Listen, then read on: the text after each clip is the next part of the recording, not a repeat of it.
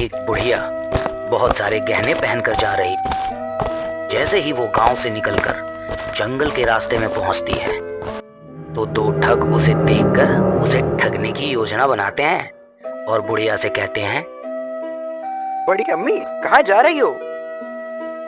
शहर जा रही हूँ बेटा।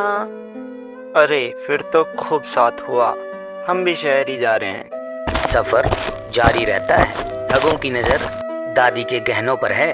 पहला ठग कुछ चालबाजी शुरू करने के लिए दादी से कहता है, अम्मा कोई कहानी सुनाओ, सफर का वक्त कट जाएगा। मैं क्या कहानी सुनाऊं बेटा, तुम ही कुछ कहो। चलो हम ही कुछ सुनाते हैं, लेकिन अम्मा मेरी एक शर्त है। अगर तुमने हमारी कहानी को झूठ कहा तो तुम्हारे कंगन हमारे।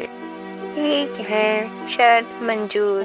पहला ठग कहानी सुनाने लगता है और बोलता है कि हमारी एक गाय थी, उसकी आंखें बड़ी बड़ी थी और दूध इतना देती थी कि हम थक जाते थे, मगर दूध खत्म ही नहीं होता था।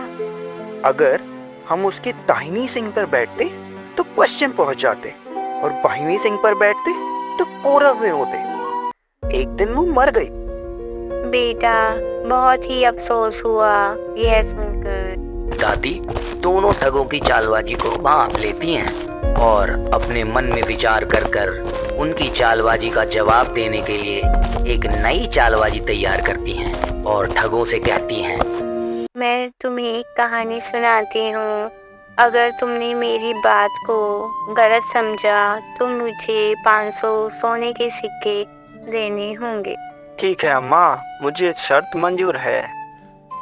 जब मेरी शादी हुई थी तो मेरे पिताजी ने मुझे एक बैल दहेज में दिया था।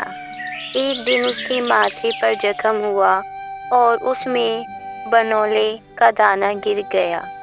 वह पौधा बन गया और इतनी कपास लगी कि घर में जगह नहीं बची। हमने कपास से खेस बनाए, लेकिन 2 खेस चोरी हो गए। वही खेस तुमने ओढ़े हो, बेटा उतार दो। दोनों ठग मजबूर होकर खेस उतारते हैं क्योंकि वो दादी की बात को गलत नहीं ठहरा सकते थे और कंगन के लालच में उन्होंने अपने खेस से भी हाथ धो दिए। फिर दादी उसी कहानी को आगे बढ़ाती हैं और कहती हैं, हमने उस कपास से मलमल के थान भी बनाए। एक थान गुम हो गया और तुम्हारी पगड़ियाँ उसी से बनी है। अब पगड़ियाँ भी उतार दो। दोनों ठग बेबस और परेशान होकर अपनी पगड़ियां उतारकर दादी को दे देते हैं। इतना लंबा सफर तय करके वो थक भी चुके थे। तभी एक ठग कहता है, अम्मा भूख लग रही है।